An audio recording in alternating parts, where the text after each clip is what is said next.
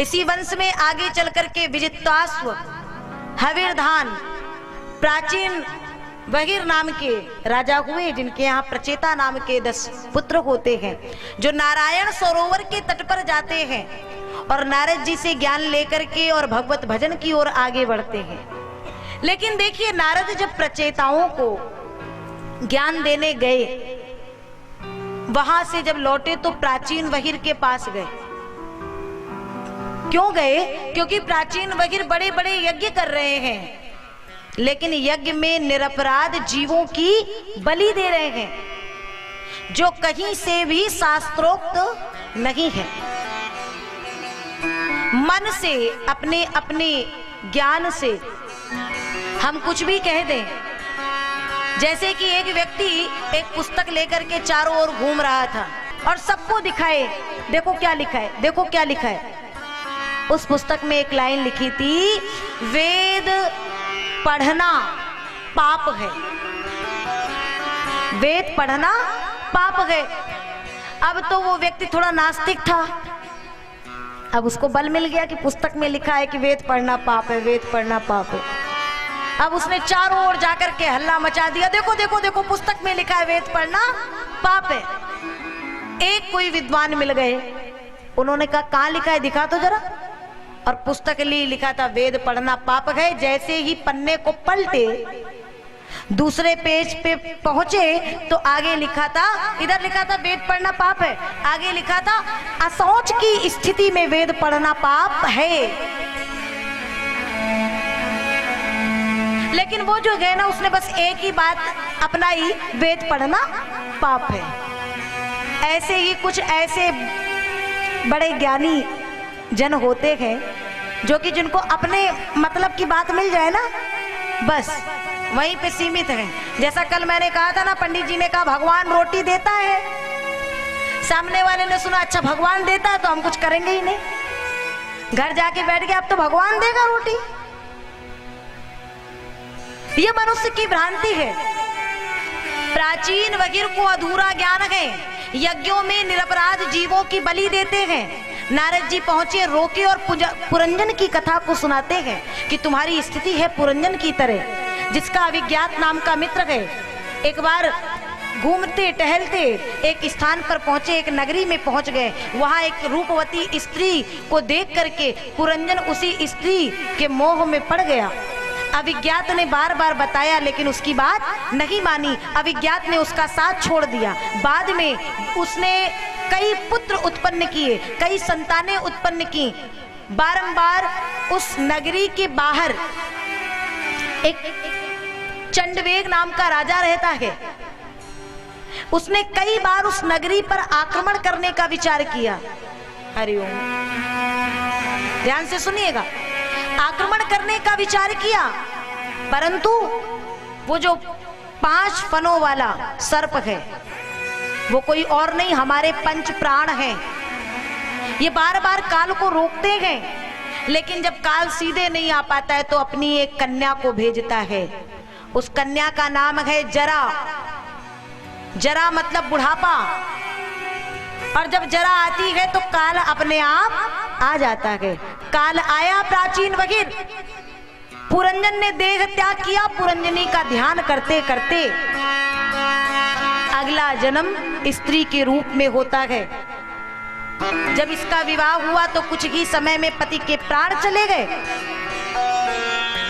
ये रुदन कर रहा था, तब आकर के अविज्ञात अगले जन्म में पुनः मिलता है और बताता है कि तू कोई स्त्री नहीं है, ये तो पूर्व जन्म के मार्ग भटकने से तुझे इस स्त्री के रूप में आना पड़ा।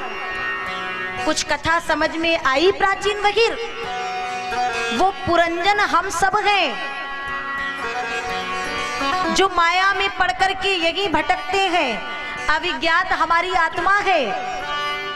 जब हमें समझा समझा करके थक जाती है तो चुपचाप मौन होकर के बैठ जाती है, और हम इसी माया का चिंतन करते करते हमारा राम नाम सत्य हो जाता है। ये यज्ञ तुम कर रहे हो, लेकिन इनका जो फल है वो नहीं मिलेगा। देखो आकाश की ओर, देखे तो अनेकानेक जीव मुख खोल करके विराजमान हैं, जिनकी बलि उसने दी है। कहीं भी शास्त्र में ऐसा नहीं लिखा है कि बलि देने की पद्धति। हमारे यहाँ जो नारियल चढ़ाया जाता है, नारियल के भीतर भी जीव है। इसीलिए ये बलि प्रथा को बंद करने के लिए ही ये नारियल आया। ये जो लोगों में ये कुरीतियां फैल चुकी थी, इस तरीके से नारद जी ने इस कथा के माध्यम से प्राचीन बहिर को समझाया। और कहते हैं कि फिर विदुर जी की मुक्ति इस कथा से होती है। और आगे फिर प्रियव्रत जी के वंश का वर्णन करते हैं, जिनके वंश में नाभ, आग्निद्र, ऋषभदेव नाम के राजा हुए। ऋषभदेव जी के 100 पुत्र, उनमें से एक हुए भरत, जिनके नाम पे हमारे देश का नाम पड़ा है भारत। इनको ही जड़ भरत के नाम से जानते हैं। और भारत, ऐसे ऐसे संत हैं यहाँ पे, इसलिए ये भरत के नाम पे भारत पड़ गया। इसीलिए तो जब जयकार लगती है तो बोलिए भारत माता की जय। आज हमारे मंच संचालक भैया जब आए थे तो आपने पहली जयकार लगाई, भारत माता की जय। और पद्धति भी यही होनी चाहिए।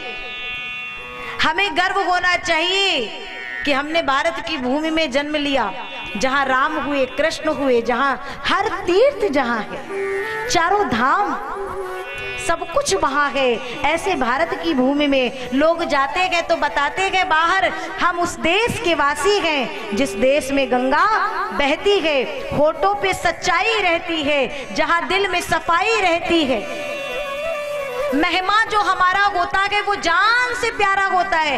पहले घरों में मेहमान आते थे तो उनके लिए गद्दे, चादर अलग निकाली जाती थी। जब मेहमान आते थे नए नए सहेज सहेज के रखे जाते थे। आजकल जब मेहमान आते हैं तो स्वयं डल्लप के गद्दे में मेहमान के लिए खाली तख्त बाजवट ऐसे ही डाल देंगे। अब तो 2 दिन में जाएंगे ही, ज्यादा मेहमानी ना करो नहीं तो यहीं टिक जाएंगे। हाँ, ये हमारा देश कहाँ जा रहा है महाराज? सोने की चिड़िया कहा जाता है हमारे देश को। और इसीलिए वो भजन है ना, पहले घरों में ताले नहीं चलते थे, ऐसे ही सब चले जाते थे। अब तो जरा जरा देर में ताले, और ना जाने कितने ताले टूट जाते हैं। इसलिए बार बार 26 जनवरी और 15 अगस्त को नहीं महाराज, ये गीत, ये जयकार हर पल हर क्षण लगानी चाहिए। गर्व होना चाहिए कि हम भारत देश के वासी हैं, जहां हर संबंध, हर रिश्ते की मर्यादा को जाना गया है, बताया गया है। भगवान ने भी अवतार लेकर के बताया है कि यहाँ का संबंध क्या है। भरत जी को लगा मैं घर में रहूंगा, माया कहीं घेरे ना, इसलिए नेपाल में गंडकी नदी के तट पर, इस प्रसंग को बहुत संक्षेप में कहूं, वहां गए, भजन करते हैं, लेकिन एक हिरण के बच्चे में जो मोह फंसा, उस हिरण के बच्चे के मोह के कारण जब वो एक दिन झुंड में चला गया तो उसी का ध्यान करते करते प्राण त्याग दिए, उसी हिरण के रूप में आए।